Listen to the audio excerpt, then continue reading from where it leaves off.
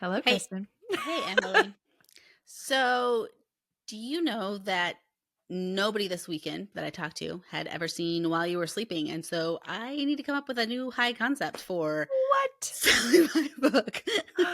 I think that means we're old. Did you know that I did something to my back this week and I have been stiff for 5 days? I think we are old. I think we are old. You know I what will think we help are. with that? Starting this episode. hmm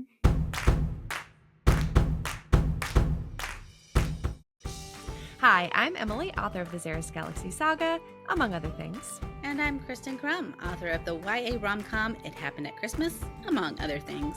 We're excited to welcome you to The Margins, a podcast where we have candid conversations about the writing life, indie publishing, the book industry, and more. And today our candid conversation topic is, I feel like we need a drum roll, small press versus indie versus traditional. An overview.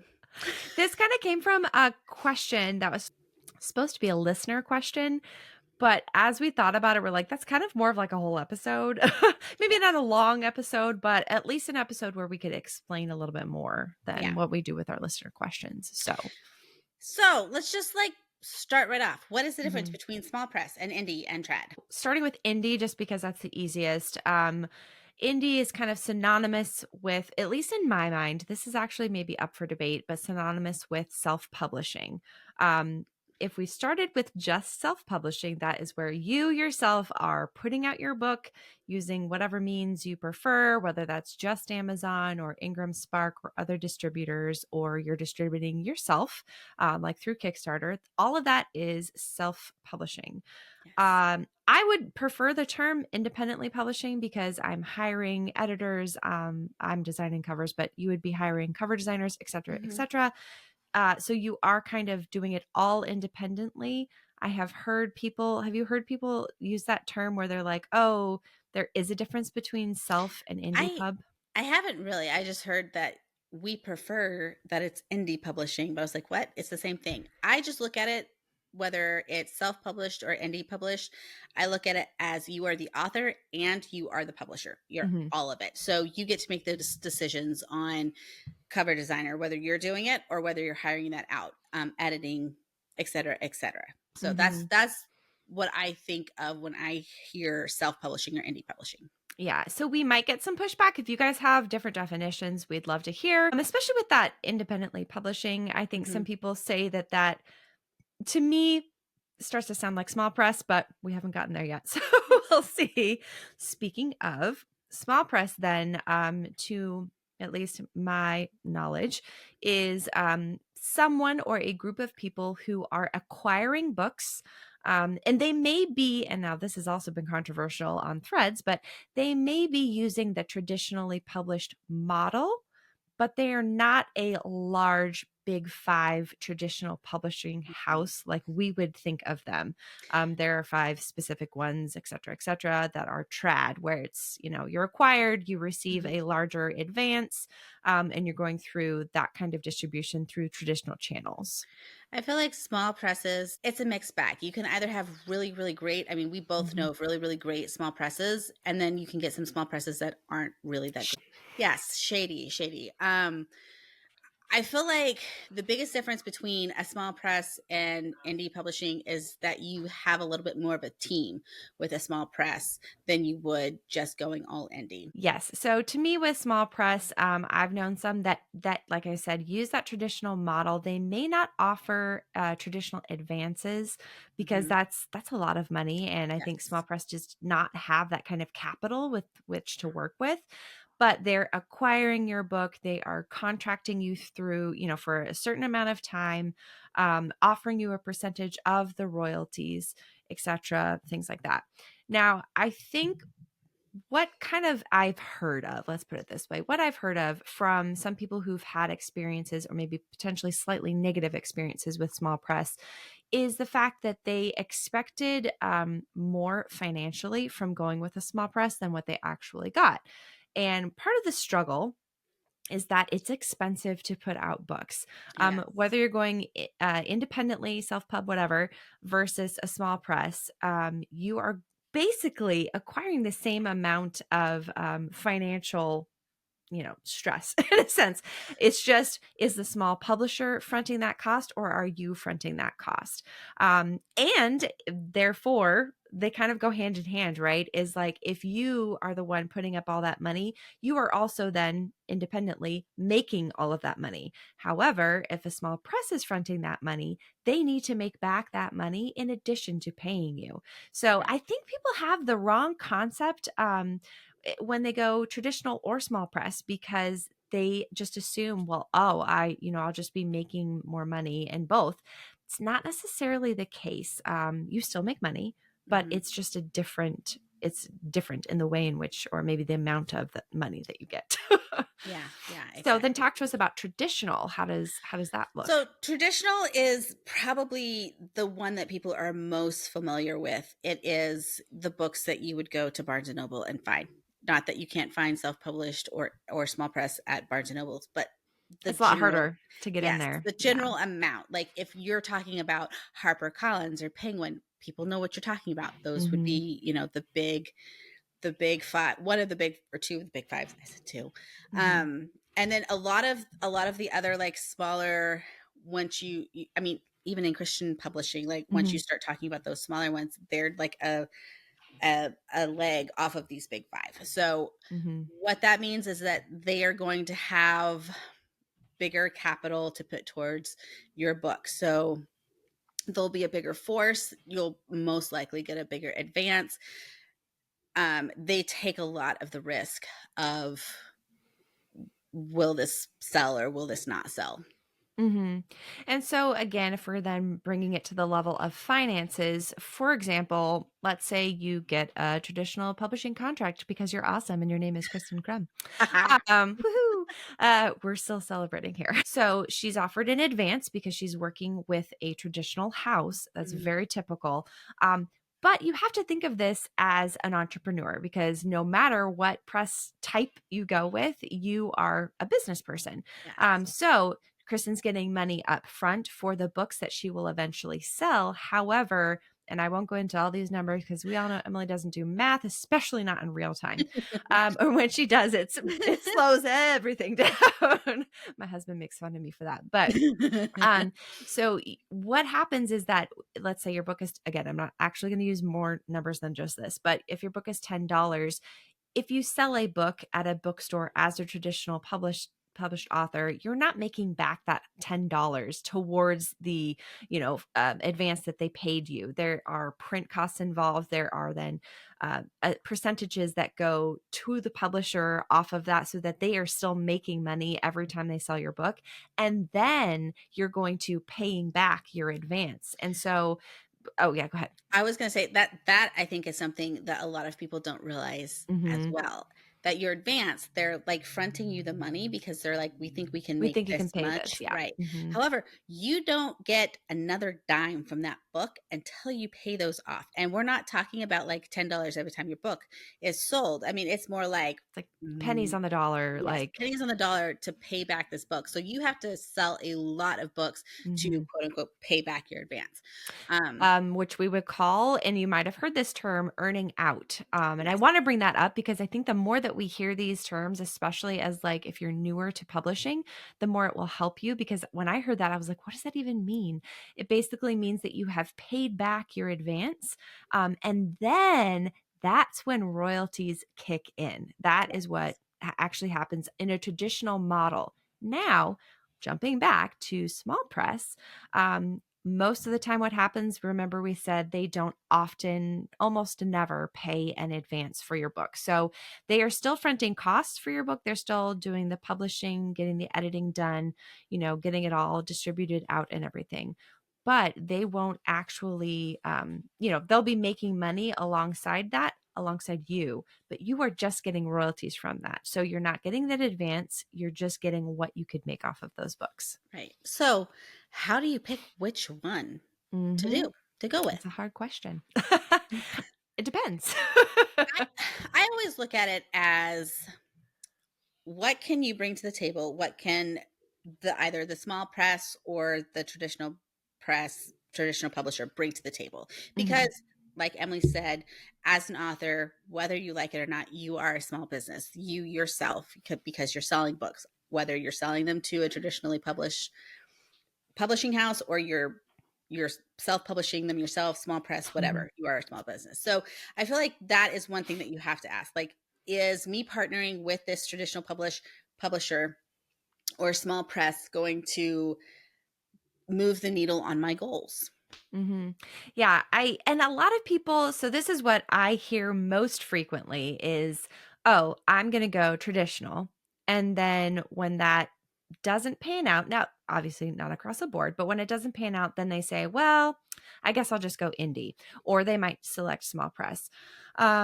And then there are some people who I've talked to who are just like, "Well, this idea is definitely a traditional idea, but this idea is definitely a small press or an independent idea." And so I think it can be a mixed bag of any of Yes. those options. What I tend to recommend to people is if your hopes and desires have always been to be traditionally published, give it a shot. Yeah. Try to get that agent, try to get your work in front of an editor at a larger house. There is nothing wrong with that. Just know it's going to take you a lot longer time. And that is, I would say that that is true like 8 times, almost 9 times out of 10. And that might sound a little discouraging, but I don't want to pull back that and try to soften it because I think it'll give people the wrong impression. I was literally talking with the head of the agency that I'm with.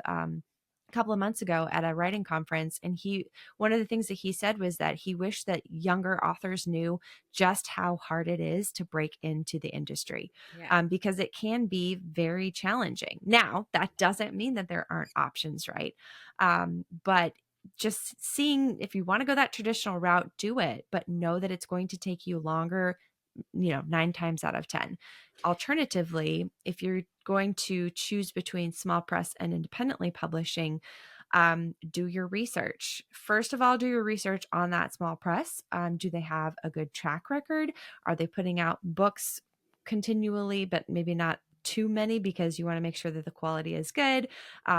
What do their covers look like? What is the content of their books like? Is it well edited? What are I their reviews like? I would also encourage, if you're wanting to go with a small press, reach out to other authors that have worked with that Mhm. small press. And that really, honestly, that goes across the board, agents, small press, like And big, traditional, yes, even. and Yeah. traditional. Because I mean, not just because it's a traditional house doesn't mean it's all going to be cupcakes and roses. I mean, there have been Mhm. some nightmares. I've heard of authors that are like, I just want to be done Mhm. because and that's a At a big, traditional house. at a Yeah. traditional I've heard house. that So, multiple times. yes, yeah. So, just do your research across the Mhm. board before you jump in and start working with anybody. And I also suggest this, and some people don't like that I do, but I still do. What can a small press do for you that you cannot do yourself? Now, this is Yes. not me saying that everyone should go indie because that Mhm, is not everyone's strong suit, and I totally I recognize that. mhm. But a lot of the times I've seen people choose a small press thinking this is like the best option for me, and then finding out, wow, why am I waiting on them to do these things? Why am I like waiting on this thing or whatever? For some people, I think also they misconstrue going with a small press as I'm basically independently publishing my book, but I'm just using someone else's finances to do it. Like that's the mentality that they go Mhm, into a small press with. And that is not accurate mm-mm, because if the small presses run well, they will more than likely be following a traditional path, which is there's a publisher who makes overarching decisions. They will make editorial decisions. They will make cover design decisions. They will make, distribution decisions. And that's very typical. I think people are like, wait, but what? Like they're so small. Like how to, that's the thing is that they're the ones fronting all the cost. And so they're the ones who really get to make the choice if you sign a contract with them. yeah. So They that's get just the another last thing. say. That I mean, when it Yeah. comes down to it, like, if you are going to head with your author or Hmm. publisher, small press, I mean, the small press, they're fronting, like, they're going to be the ones that have the final say of Hmm. whatever, so Yeah, and the sad thing is that, like, people have to realize, like, that is the case for small press, that is very much the case for traditional. Yes. Traditional authors do not have much say in most No. of what they like, cover design, Mhm. they have a little bit of say, but not much. In editorial things, like, they'll be able to push back on some things, and again, it depends on the publisher, of course, but, just consider all of those things, and don't treat going small press as if it's the same thing as going independent because it is not.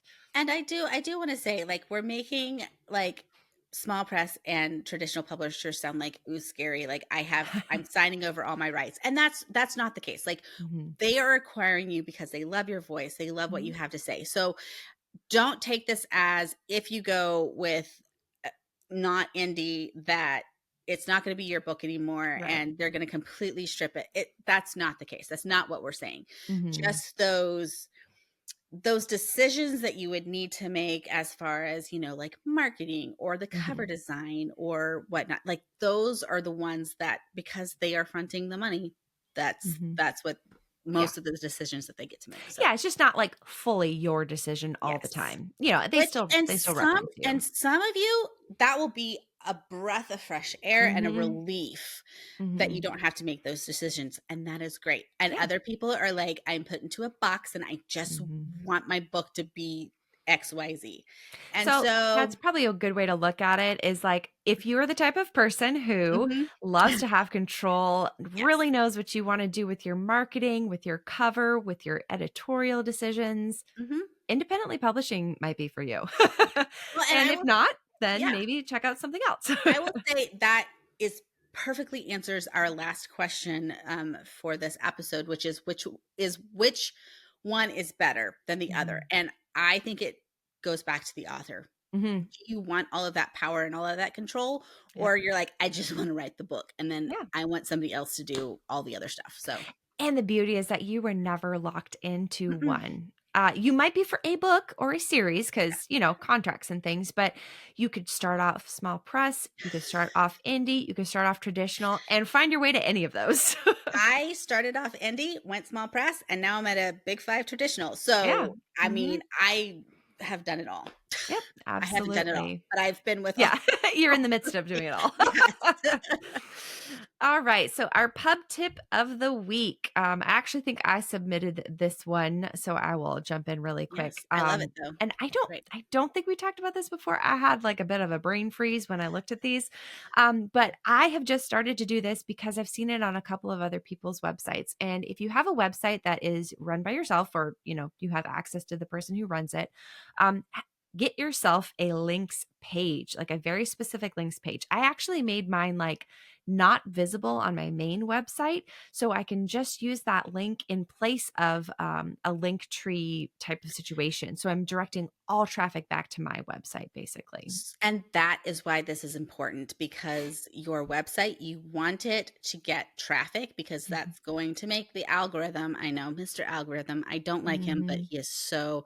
He he's runs everywhere. everything. He runs everything. And so that's why this is so important. I do the same thing. I have a page on my website that's a link page. So if you wanted to go to either mine or Emily's websites or yeah, links page to see how we do it, just go to our Instagram, click, Mhm. the I think links. mine is in the process of being created. So Oh, well, look at Kristen's first. mine is kristencrum.com/links. That's Perfect. it.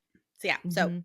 and if I said that wrong, because that's a possibility, you can just go to my Instagram at Kristen Crum and click on that link and it will take Mhm. you right over there.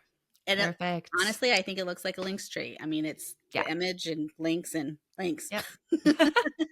And then our listener question of the week. How do you come up with realistic character Oh, that is a motivations? good one. It is a good one. How do you come up with realistic character motivations? I think that I just have to take it to my group of peers and be like, is this realistic? That's how I do it. I mean, I second guess like every Mhm. step of everything, but Yeah, no, that's helpful. I think what I tend to do is I actually think to what their goals are. And mhm, so I kind of reverse engineer it. I start with where they want to be. And then take steps back asking, well, why do they want to be there? And then what type of person are they? And so, for example, I don't know, this is just going to come off the top of my head. If I've got a mailman, this is because I'm packaging up books for my Kickstarter. So I've got like USPS boxes 900 of everywhere. them. So I have a character who's a mailman, and his ultimate goal is to be, let's say, an acoustic singer songwriter. I don't know. This is coming out of nowhere. Um, so that's his desire, right? But I then have to think, well, why? And so I start stepping back in time, and a lot of that goes back to who formed him at his formative age, what happened. And so maybe it's something where his dad was actually a singer-songwriter who died when he was younger or something, and that had a really big impact on him. And he's always wanted to do this, but he has stage fright or things. So I start to build in things around the character based on where I'd like my plot to go, and always thinking ahead to that future of like, who does he want to be? But then kind of asking myself, it can't just be that he wants to be a rock star, because like, who wouldn't want to be a rock star, right? There has to be more there. And then if you're writing a romance, or if you're writing any other kind of subgenre or whatever, then you start asking, well, how does that fit in with, is there a romantic thread? How does that fit in if this is a fantasy? How does that fit in if this is a murder mystery, right? All of those different things will change and shift some of his motivations, because maybe he wants to become a singer songwriter, but his co-partner is killed. And so now he has to solve the murder in order to maybe get the rights to the songs that they were writing, right? Like, so there's all those different things that go into it. So I would say maybe look ahead to see where Yeah, he's going, or it's a she, great idea. whoever your character is, and then build it that way. That There you is have great it. advice. That's a great advice. Great advice to end on. So make sure that you follow us on, Yep. like and follow this episode on whatever podcast app that you may listen on. It really helps the Mr. Algorithm to like Mm-hmm. us and to push us out to new listeners. And if you're watching us on YouTube, thank you for joining us and seeing our lovely faces. We would love to see you over there. Please like and subscribe, and then feel free to share the channel with your friends who are also writers if this would help them. And we are on Substack. Mhm. We love putting stuff over there when there's new episodes. Sometimes we have little things for you to print off, or just extra stuff from the Mhm. episode. So make sure that you head over to Substack and subscribe there. I believe it is The Margins Writing. So join us over there. Yes. And until next week, Bye. bye.